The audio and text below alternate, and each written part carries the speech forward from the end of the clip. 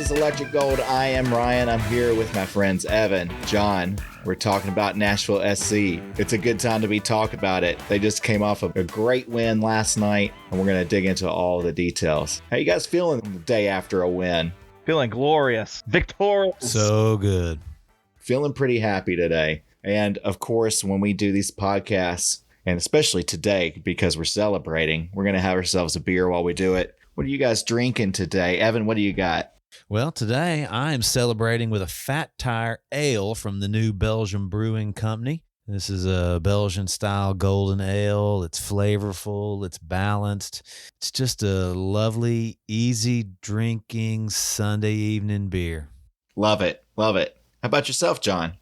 Yeah, first of all, I want to wish you guys Feliz Cinco de Mayo. We are recording on Cinco de Mayo, and it would have been really appropriate if I was drinking the beer I was having last week, which was the Cerveza con Lime from Tailgate, but I've got a few of those in the fridge for later. Right now, I am drinking a Pilsner from the Yeehaw Brewing Company right here in Nashville, Tennessee.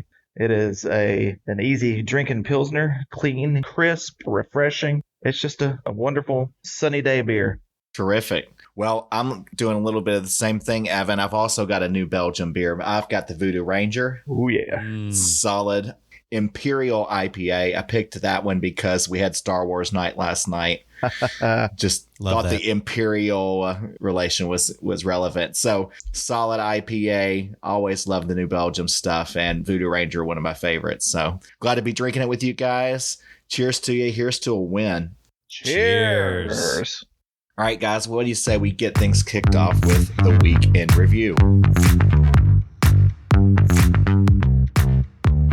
Nashville rolled into the weekend in 14th or next to last place in the Eastern Conference, having won just once this season with 3 losses and 5 draws and a goal differential of -7. Their opponent this weekend was CF Montreal, who was sitting in 10th place in the East with a very balanced record of 3 wins, 3 losses, and 3 draws, and a goal differential of -4. The two teams met in Geodis Park last night, both needing a victory to keep playoff hopes alive. From the start, NSC took an aggressive approach to the game, both on offense and in their defensive challenges. Dru Yearwood was a particular highlight, consistently connecting the ball from the defensive side to the offense with long passes into the middle of the field rather than the typical Nashville approach on the wings. This approach proved fruitful early on when Yearwood landed an excellent pass at the feet of striker Sam Surridge, who raced past the defense to nail a shot from the left side of the box just inside the right post for his first goal. In the 21st minute, NSC set up for a corner kick from the left side, taken by Hani Mukhtar.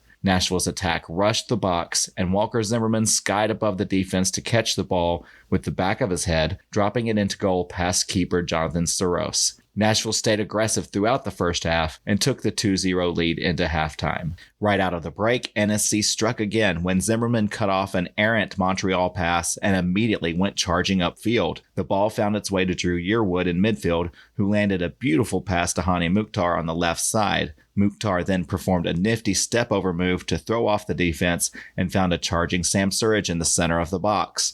Surridge easily knocked the ball in for his second goal of the night and established an impressive 3-0 lead for Nashville. Montreal began to find their way with more attack and opportunities, and in the 65th minute, they struck pay dirt. Montreal caught Nashville's backline playing high, and the NSC recovery was sloppy and slow to respond. A cross from the right side found its way in front of the NSC goal where Walker Zimmerman lunged to deflect the ball, which he did, but unfortunately the deflection landed in the back of the net, bringing Montreal their first score of the match. But in the 82nd minute, Nashville shut the door on any possible comeback. A corner kick from Hani Mukhtar found Surridge on the back post, whose header bounced off the right post. Alex Muil recovered the deflection and sent the ball back in front of the box, where Hani Mukhtar attempted a header of his own, which also ricocheted off the crossbar. Surridge then captured the ball on the right side and took a commanding shot at the goal, which finally went in, completing the hat trick for Surridge. And with that, Nashville completed their most impressive performance this season with a 4-1 victory at home. They now stand in 12th in the East with a goal differential of -4, while Montreal falls to 11th place in the East with a goal differential of -7.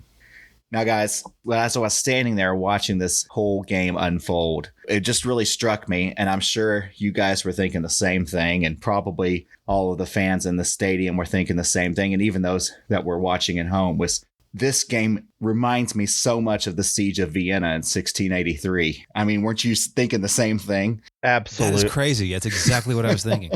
For those who might not be initiated, Siege of Vienna was a turning point in a long-standing conflict between the Ottoman Empire and the Holy Roman Empire, all of the Western civilization from Europe. Ottoman Empire for centuries have been trying to take over much of Europe, and they eventually decided they were going to attack Vienna because of its central location, because of its position on the Danube River. It was a major port there. And as you might expect, the Ottoman Empire were able to surround Vienna and for 2 months laid siege to the city. And by the end of those 2 months, the city of Vienna was really in dire straits. All hope seemed lost. The Ottoman Empire's army was led by the Grand Vizier Kara Mustafa, who was a forceful commander of the Ottoman forces. They were preparing to launch their final assault, and the situation for the Viennans, is that the right word? The Austrians, I guess? The Viennese. The Viennese was dire, with dwindling supplies, and the walls of the city were heavily damaged. But relief came quickly. It was a Lithuanian and Polish alliance led by King John III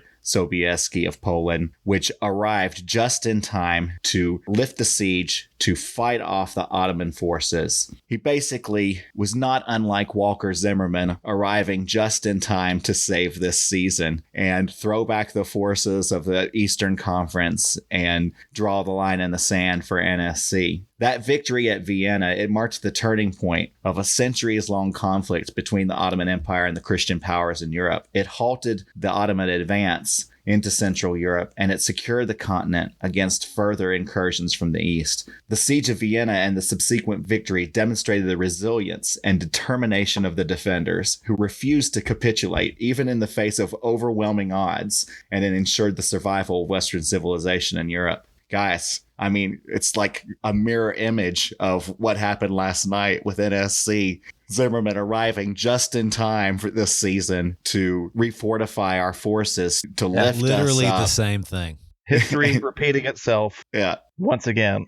And save us after 2 months of just being assaulted over and over again, just like the Viennese were. No, I couldn't stop thinking about the parallels that were there. Don't you think so? Yeah, obviously. And, obviously, I'm surprised you didn't mention this. If Walker is John III Sobieski, then that makes Gary Smith, obviously, the Feldzeugmeister of the Imperial Army, the leader of the Viennese garrison, who, of course, we all know was Ernst Rüdiger Graf von Stechenberg, Austrian subject of Holy Roman Emperor Leopold I.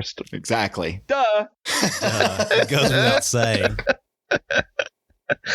Oh, man. So anyway, I'm just really excited to watch the game last night. Really excited, of course, with how it unfolded. I think Zimmerman made all the difference in the world for us. It was something we've talked about in the weeks prior, that if he comes back and this team looks as different as we thought it could, and the fortunes of this team turn around, this is one game, so let's not get too ahead of ourselves.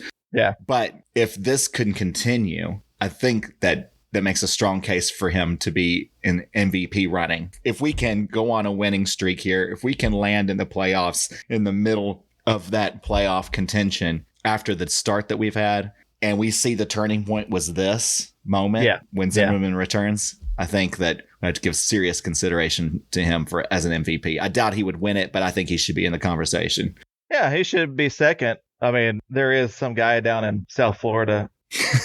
Yeah. Lionel Messi is going to be kind of hard to beat for that particular award when he has 5 assists in one game. Right. But, your point is entirely valid. The team just looked like old Nashville SC from the start last night. And yeah, it's got to be all down to Walker. And I think a lot of people don't realize how much a good central defender can really change the whole team. I, as a Liverpool fan, experienced this in, I think it was the 2020-21 Premier League season. Very early in that season, Virgil van Dijk, I can't remember if he broke his leg or tore an ACL. Anyway, he was out for the rest of the year. And Virgil van Dijk is Liverpool's commander at the back. right away, everything stopped working when he got injured, and they struggled all season long. It was a terrible season, and it was after they had won the Premier League. So yeah, this is the second time I'm seeing a commanding center back completely revolutionize a team, and that was what I saw last night with Walker. Evan, what are your thoughts, just your general thoughts on the game that you watched last night? Yeah, I loved it. Loved every minute of it. Of course, I had said last week that Walker would be the glimmer of hope when he comes back as a starter. And to John's point, you probably don't think about it too often. It's kind of like, you don't know what you've got till it's gone. But when you have that presence in the center of your defense, it ripples out. That strength and that confidence ripples out throughout the team. And so I was hopeful. My wildest hopes and dreams manifested themselves last night. It was a great performance. And I just loved every minute of it. Wonderful. Well, guys, before we get moving into all of the different segments of the episode, I want to do a little bit of house cleaning here. So up to this point, we've had a segment called The Best and the Worst, where you say the best thing that happened this week and also the worst thing that you see that happened this past week. And then we also have a segment that we just recently came up with called Oh Hell Yeah and Oh Hell No, which are the biggest surprises or disappointments. And I think that this podcast is fairly new. I think this is our 9th episode, maybe. And so it's constantly evolving and we're still tweaking it and figuring out our way. So what we're going to do is combine those two, and going forward, the best and the worst will be Oh Hell Yeah and Oh Hell No. So just want to make that programming note for all that are listening. Now, for those of you that are Electric Gold purists and are worried about tainting the history, the long legacy of this podcast by, changing up the naming of these different segments, just look at it this way. You can always brag to your friends that you listened to Electric Gold back before that these two were combined. Sold out. When Best and Worst was its own unique segment rather than being combined. So take that to heart. You are an EG hipster. That's right. So without further ado, let's get into Oh Hell Yeah. Now, one thing, guys, I want to mention as we get into this podcast and go through the different segments is, because we had such a wonderful win last night, this is going to be no negativity in this podcast. We're not going to talk about whether or not Gary Smith should be fired, even though I don't think our minds have changed that much just because one game went well. We're not going to talk about any of the lackluster play we may have saw in some of the second half, or I don't know, some underperforming midfielders whose name rhymes with, I don't know, Lon Mavis or Mayanapunga. We're not going to talk about any of that. We're only going to be talking about positive things. There will be no Oh Hell No in this podcast, only Oh Hell Yeah. And we'll start with you, John. What's the best thing or the Oh Hell Yeah moment for you this week? There was one moment in particular. Obviously, the whole night was awesome, but the best moment that I saw was about a minute into the second half. Montreal is moving forward. Walker Zimmerman intercepts a pass, and man, he shoots off like a rocket. I mean, it looked like, I don't know, Carl Lewis or something. He starts running right down the middle of the field. It comes out to Yearwood. Yearwood plays an amazing ball over the top. Mukhtar does his magic, looks up. But here, Zimmerman had run about 90 yards. He was still continuing and was in the box. A Montreal defender had to come with him because he would have been wide open. And that left space for Sam Surridge, and Hani found Sam, and it was magical. The second I saw him take off, I jumped out of my seat. Like, the play could have gone to shit from there, but you don't see that all the time. And man, that was the most fun thing I've seen in Nashville SC in a long time. It gave me chills. So Walker, oh, hell yeah. Oh, hell yeah. Hell yeah, Walker. Woo.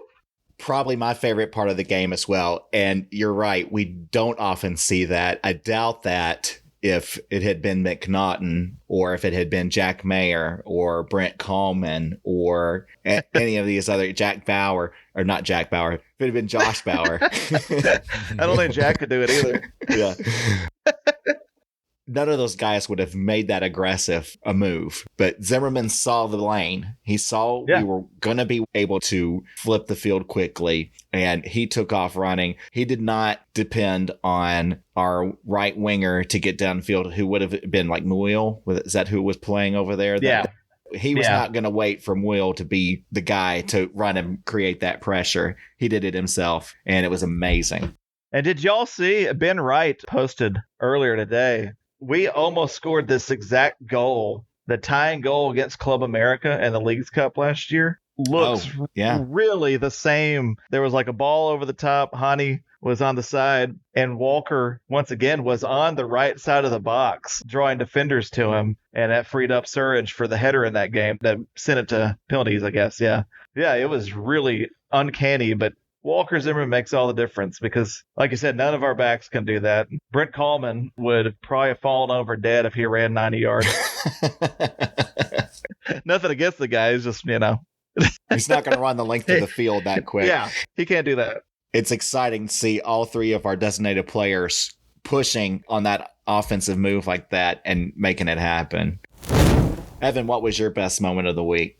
Best moment was getting 3 points by a 3-goal net advantage. This was not a game where we went up by 1 or 2 and then gave up 1 or 2 and ended up with 1 point. It wasn't one of those ties that felt like losses.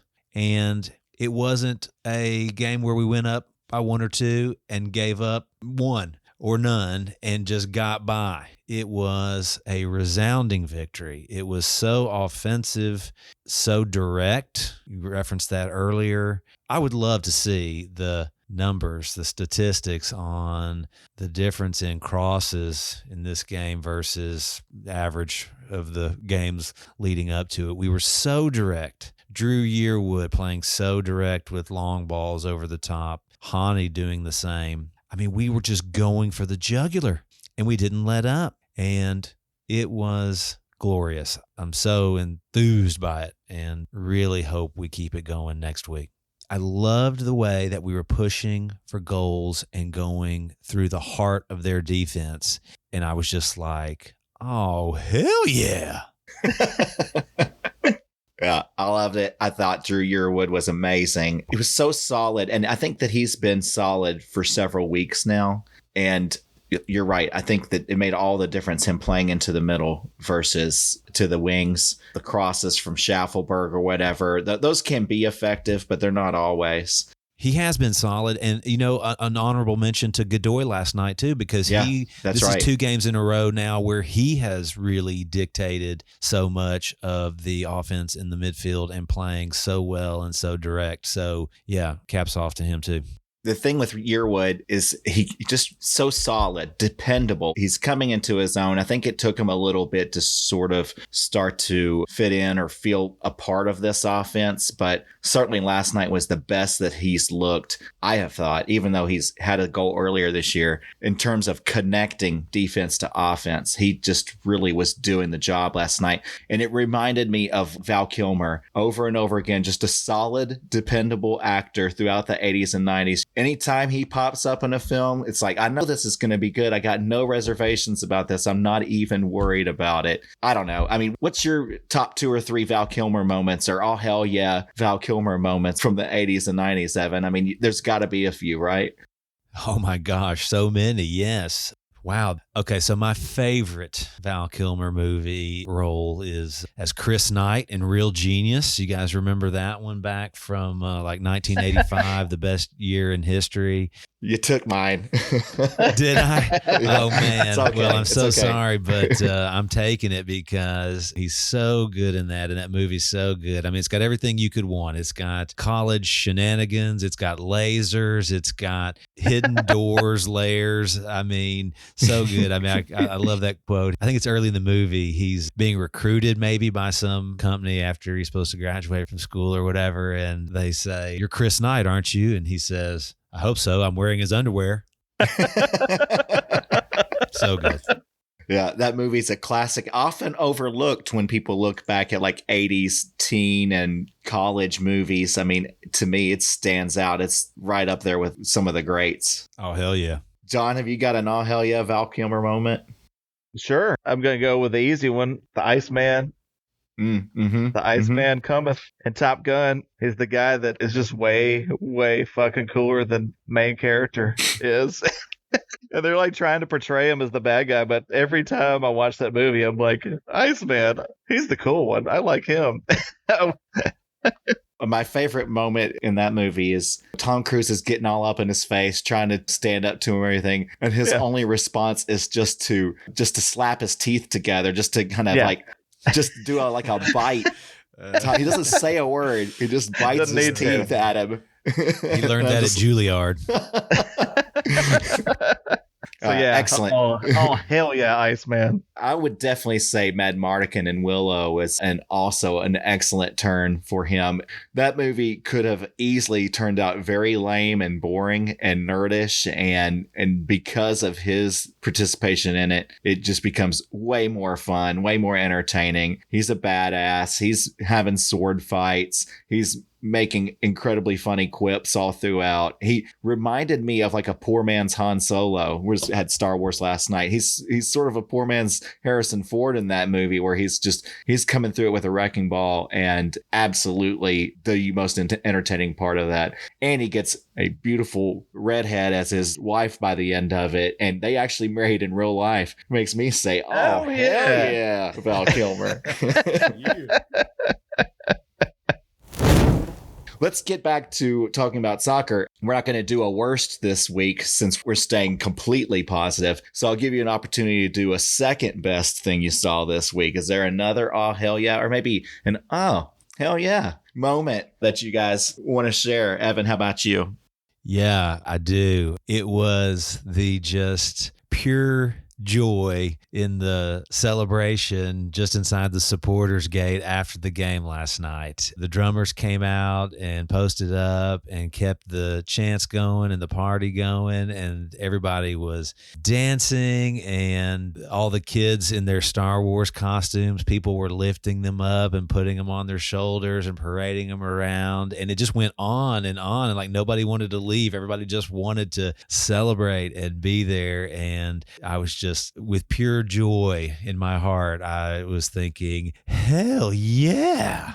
Hell yeah.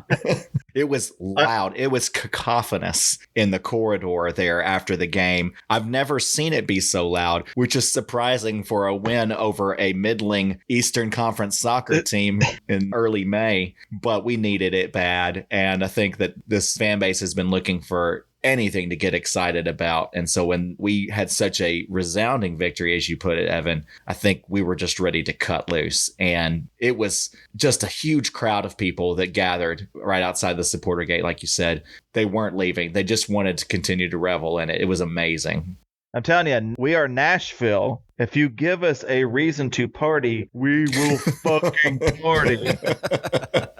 Like no one else does. Yeah, we're very good at that. Just give us a reason. All right, John, what's your second best or another hell yeah moment for you? Well, I mean, we were talking about Val Kilmer. Let's talk about the guy on our team that kind of looks the most like Val Kilmer. Sam Surridge, Super Sam Surridge. He definitely has that Iceman look. Doesn't he? Yeah. Kind of the flat top haircut. Handsome. I mean, you got to be kind of jealous of the guy. But yeah, we talked about before, we finally have this real number 9. And then the last few weeks, he's had a few chances and they didn't go in. But man, it all came good for him last night. And I really think if we keep making chances for him, he's going to end up with 15 goals at a minimum this year if he stays healthy. The guy has a proven scorer. He didn't really do much in the Premier League, but in the English Championship, which is a really good league because everybody's trying to get to the Premier League, he led Nottingham Forest to getting promoted to the Premier League. So the guy can get it done at a high level. And I'm telling you, you give him the chance, we're going to be saying, oh, hell yeah, Super Sam. Hell yeah. Ryan, may I ask you a question? Sure. When you walked down into the supporter section last night and you saw Steven Robinson back leading the chants, were you like, oh, hell yeah? I was going to be my honorable all hell yeah mention. It was that if Walker Zimmerman was King John III Sobieski of Poland, then I think Steven had to have been his first lieutenant, because I think the two of them together lifted our team up and got us that victory. He is the GOAT capo for our supporters section. And for those of you who are listening who may not be familiar with the whole dynamic in the supporter section, there are people who lead the chants that get the crowd fired up, who make sure that the crowd stays engaged all throughout the game. Not an easy task for 90 minutes, especially when the team's not playing well. And for the first couple of years of this team's existence, Steven was the main capo. He was president of the supporters groups and of the Backline Association. And he's really been the leader of this fan base. He's always was amazing in that role of that lead capo, making sure that the drum line stayed together, keep everything together with these chants, make sure that the section over here on the left is chanting at the same time as the section over here on the right, all of those things. But also by sheer intimidation and force, making sure that people stand up and actually cheer and don't get lazy. So he moved away last season, and it's kind of weird, but I do think that the team started to go downhill around that same time he moved away. Right. Yeah. And I'm not saying that they are directly related, but I certainly think they're directly related, because the fans, and this is no disrespect to any of the other people who get down there and stand up in those capo stands and do that job, because it's a hard one. And my hat goes off to all the folks who are willing to go down there and be front and center and have all the attention on them. But he has a force of personality that is unlike any other. Before the game started, the drums are kind of starting to get into it a little bit. Some of the crowd's starting to chant and whatnot. And he forced everybody in the crowd to do a round of Vamos Nashville. Again, this is pregame still. And when it was over, he got everybody's attention. It was like, hey, listen. And everybody was quiet listening to him. And he said, I don't care what place we're in right now. When we cheer like we're in first fucking place. And when he said it, it's like chills went through me. I was like, yes, let's do this. I think the team feels it. When the fans are on, I think they feel it. And when the fans aren't in on it, I think the team feels that as well. I think that the energy of the supporter section gives energy to the team, and he is a big reason for it. And I know he doesn't live here anymore, but the more that he can come back and be a part of the experience, the better. So I was glad to see him last night. Hey, man. We need to designate some GAM for flights for him to and from the games, don't you think? Absolutely. Is that a proper use of GAM, John? It's got to be. It's got to be the main reason for it. I seriously think that could bring us more points than spending on any player currently in MLS, other than, I guess, Messi. But yeah. Right. And even then, I'd have to talk it through before I'd make that decision. I don't know. I think I'd take Steven. So basically, we'll go ahead and say, after you listen to this episode, go ahead and listen to Pharmaceutical Soccer. They're another NSC podcast, and he is the host, and it's a good one too. Give them a listen and give him some support, because he's absolutely the GOAT capo for NSC, and he makes a huge difference in just the overall vibe of the crowd from game to game. Yep. With that, let's get into the Nashville Hot Chicken Takes.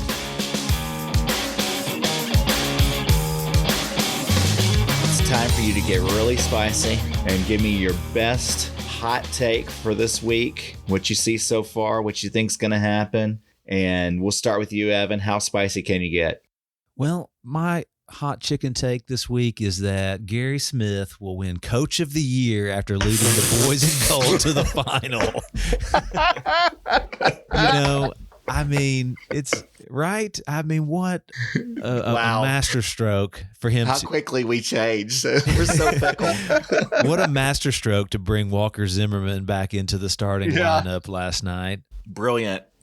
Seriously. Okay, maybe I was a little hard on the guy. I don't know. That we'll see. Time will tell. But yeah, every episode since the Philly game. If everybody out there can just ignore everything I've said since then, I'd like to go back in time to my pre-Philly optimism. So I think Gary is pretty well got the coach of the year locked up because he's going to take us all the way. Wow. Love it. I don't know that I'm ready to go that far. It was a good game. That is a really fucking spicy take, though. That is super hot. That is scalding. I don't even know if I can taste any chicken because my mouth is burning so hot. How many Scovilles is that? Yeah, I don't know. I mean, I don't know what that scale is. I know it gets into the hundreds of thousands, and Evan's definitely up there. Millions. Yeah. I think it's millions, yeah. Yeah, that's right. Come on, guys. Go ahead. Just give me an even million Scoville rating or whatever you call it. Come on. I'm gonna call you the ghost pepper. Yeah, that's right. Yes, that's a ghost pepper I like take. that. John, it's going to be hard to top that one. What do you think is your hot take? All right, I'll bring it. Gary Smith should be fired immediately.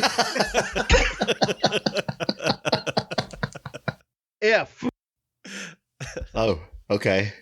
If he ever attends a game with a tracksuit again. Is that what he was wearing last night? I didn't even pay attention. No, he was wearing the suit. He was wearing a suit last night. Yeah, the Miami Vice villain suit. I'm telling you, he must have knew that he needed to be more commanding of a presence, not look like some dude the Sunday league kick around.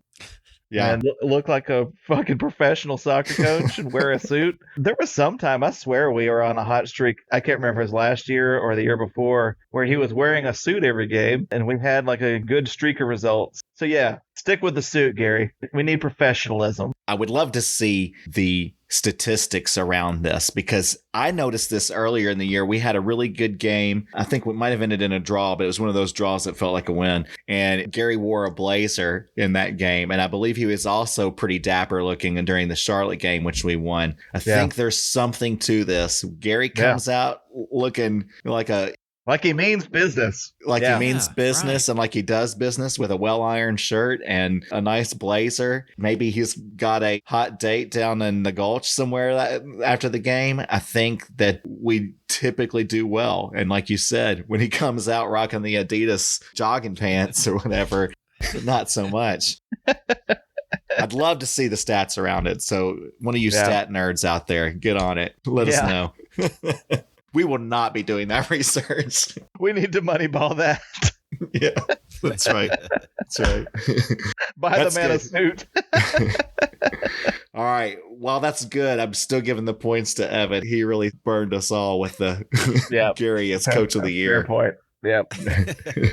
All right. With that, guys, let's do something fun. I know we've done some letters to other figures with the team in the past, and I'm going to give you the opportunity to do that again tonight. This time around, we're going to write letters to our favorite returned soldier, King John III Sobieski lookalike, Walker Zimmerman. I know that people say he looks like a lot of different celebrities. I don't really see it, but I definitely see it when they compare him to King John III Sobieski of Poland. Obviously. Anyway. Yeah. I mistake them all the time. Anyway, we're going to let you guys write a letter to Walker. And John, we'll start with you. Do you have a letter you'd like to read? I do. I've got a letter. Dear Walker, thank you so much for leading the city of Nashville to revenge against the evil nation of Canada. You valiantly attempted to lead our beloved Nashville Predators to victory on Friday night. You're at the game, screaming like a madman, risking death by licking a live catfish. Alas, it was not to be. But then, like superhero you so closely resemble, Thor, you came back Saturday night to once again do battle with the evil villains from up north. This time, we all could sense that you screamed, "Today was to be my day of triumph!" And you swung the mighty hammer Mjolnir. You avenged the fallen, and you restored peace and order to the Music City. Thank you, and I love you forever. Beautiful. Love it. But really, guys, can you think of any good thing that Canada has ever contributed to Earth? Maple syrup, is that one of their things? That's a pretty good one. Poutine. I'll give you 3. Okay. You want 3? Yeah. I'll give you 3. Geddy Lee, Yeah. Alex Lifeson, Neil Peart. Yes. My God, Rush. Rush, what dude. a band. Best Rush album. Moving Pictures. Yeah. You? What do you think? That was mine too. Yeah. You know it. There are a lot to choose from. Yeah. Damn it. They are Canadian. Michael J. Fox. He's awesome. John Candy. I was going to say there's a lot of comedians. All of SCTV, really. Yeah. Right. Trailer Park Boys. Trailer Park Boys. Letterkenny. God damn. There's too many good things that are Canadian. Man. The Canadian side of Niagara Falls. Yeah. Alanis Morissette. Neil Young. No, dude. Wait, Man. is Joni Mitchell Canadian? I'd have to research that. I think she might be Canadian. Not sure. So is there anything bad that comes from Canada then? Well, I'm not happy about the Vancouver Canucks right now. I don't know how you guys feel about Jim Carrey. Jim Carrey is great. What are you talking about? I'm not a big Ace Ventura guy. I do like Eternal Sunshine of the Spotless Mind, though. It's one of the greatest movies of all time. Yeah. All right. Well, never mind. Try to come up with a bad Canadian. You can't do it. Actually, when I try to think of it, I don't know of one Canadian that I hate deeply. So I guess my point is entirely proven wrong. They're either okay or really, really amazing. Yeah. And they're all very polite. Yeah. They're very nice. When we invade them, it's going to be very little violence because they're going to just be like, oh, yeah, welcome. Come on in. Yeah. Come on in, eh? Can I get you some pancakes and maple syrup, eh? So in short, fuck you, Canada. We beat your ass last night. Well, Evan, with that, would you like to share a letter to Walker as well? I would. Thank you very much. Dear Walker, thank you for proving me right. As everyone knows, I'm usually wrong about things, wrong about 99% of the time, to be quite honest, but I wasn't wrong about you.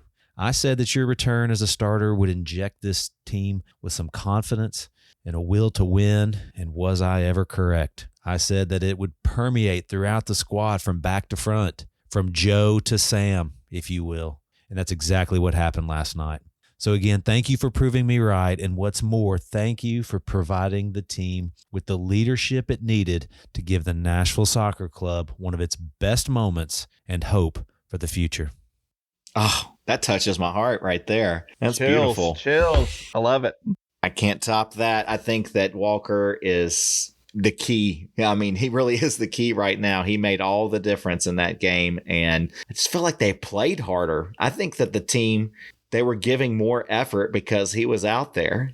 And did y'all notice that what we predicted with Jack came true? Yeah. Didn't Jack Mayer look good last night? I did notice that. I sure did. He did. He looked great. Yeah. He was everywhere that Walker wasn't. Yep. I mean, he really was. Maybe the problem hasn't been him so much as just that he hasn't had the backup. Maybe it's just been him against the world back there. I don't know. I was not completely surprised that Lovitz didn't play after his showing in the last game, but was interesting to me that we had Bauer, Zimmerman, and Mayer back there last night, and they looked about as good as they've looked all season. That was an interesting combo. We have not seen that before. I'm sure if McNaughton returns this season that he would be in the mix there as well, but that was an interesting combo for defense, and it worked well. Yeah. Good point. Well, those were some beautiful letters, and with that, let's move on and do the weekend preview. I want to make a quick correction from last week because during the weekend preview, I said that the Charlotte game was on Wednesday night. It is obviously not. It is next weekend. It's an away game, and I made that mistake, so just wanted to apologize for that. Well, people should know, keep in mind that we are drinking beer while podcasting. Yeah. And they should always keep in mind the facts are not always going to be 100% true. Yeah, and we're also swatting away cicadas and everything else. You know?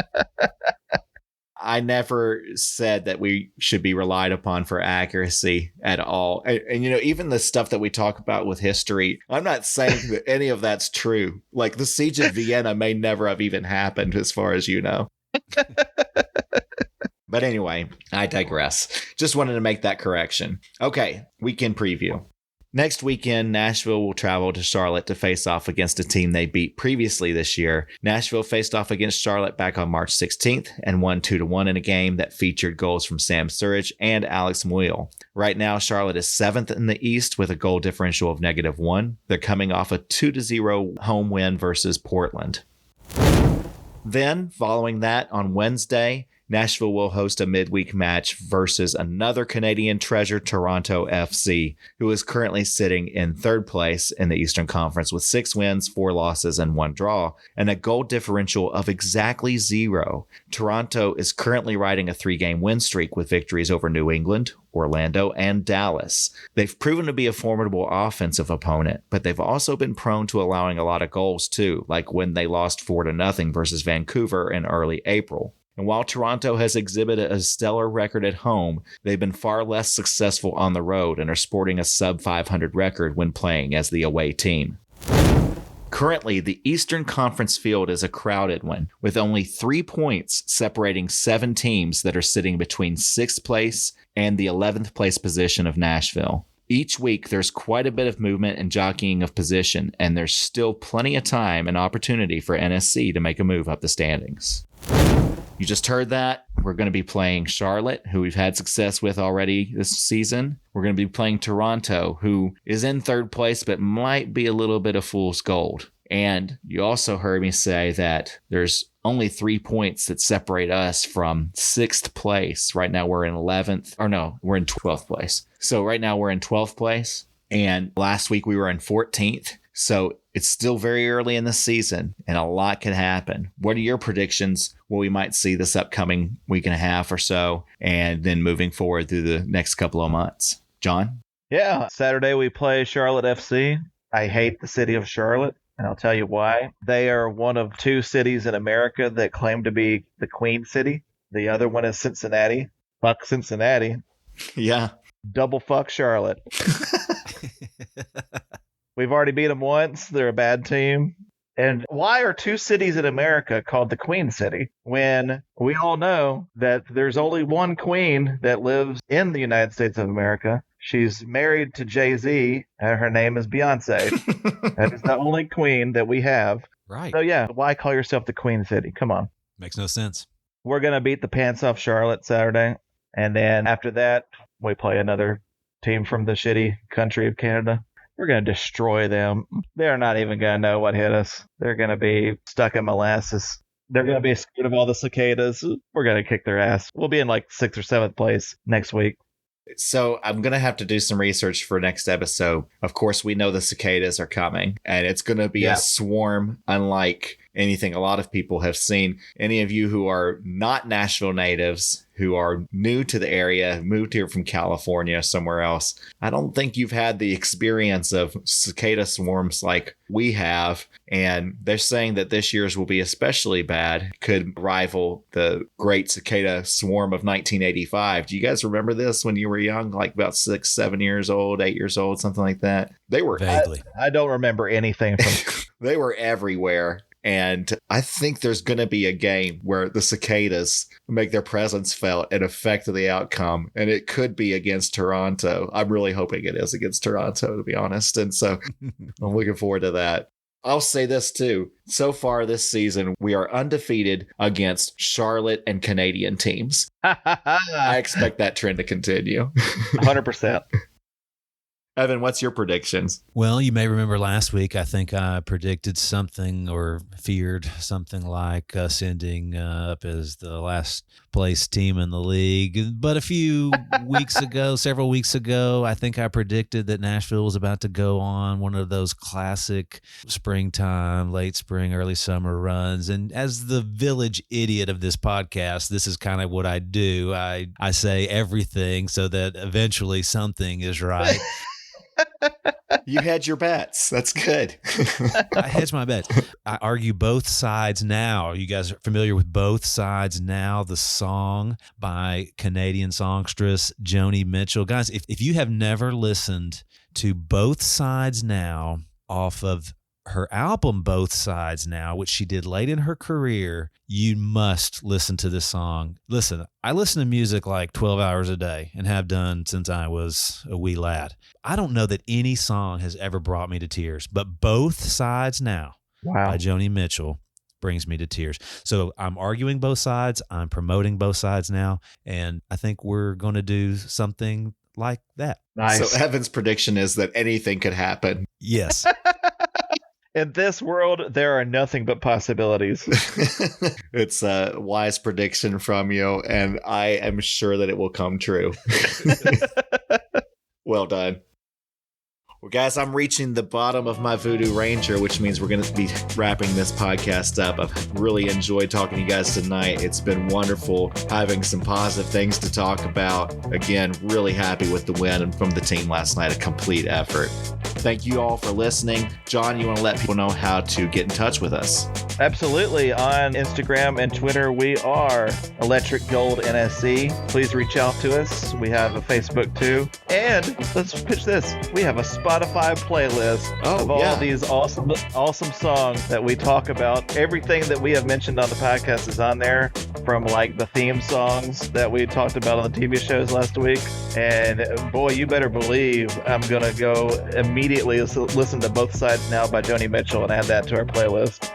Like right now. Tears are welling in my eyes already. I can't wait to hear it. So do they just look up Electric Gold NSC on Spotify? Is that how they find That's a good question. I need to research that. Okay. Once again, this is a drunk podcast. But I do want, our sign-off is always, come on, you boys in gold. And since it is Cinco de Mayo, I want to teach you guys a little Spanish. Okay. Please. Our sign-off tonight is going to be Vamos Chicos de Oro, okay? Vamos Chicos de Oro. Vamos Chicos de Oro, yeah. Come on, you boys in gold. There you go. Learning stuff. We're educational. You got to put that on as the tag, educational podcast. Yeah, it's an educational and drunk podcast. This is bound to fail, but let's do it. Okay, guys. Well, thanks again so much. Really appreciate it. And as always, remember, Vamos Chicos de Oro. Vamos Chicos de Oro.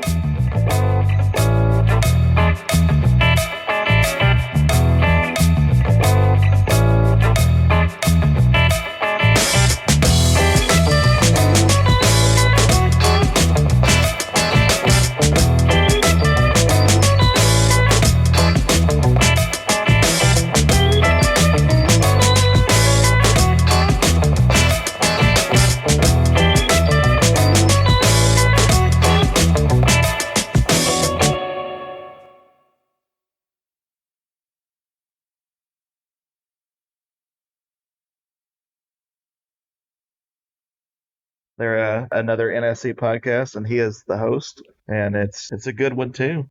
Yeah, give him the support. Make sure he stays in the NSC circles and doesn't get seduced by, I don't know, whatever soccer. Shit. Never mind.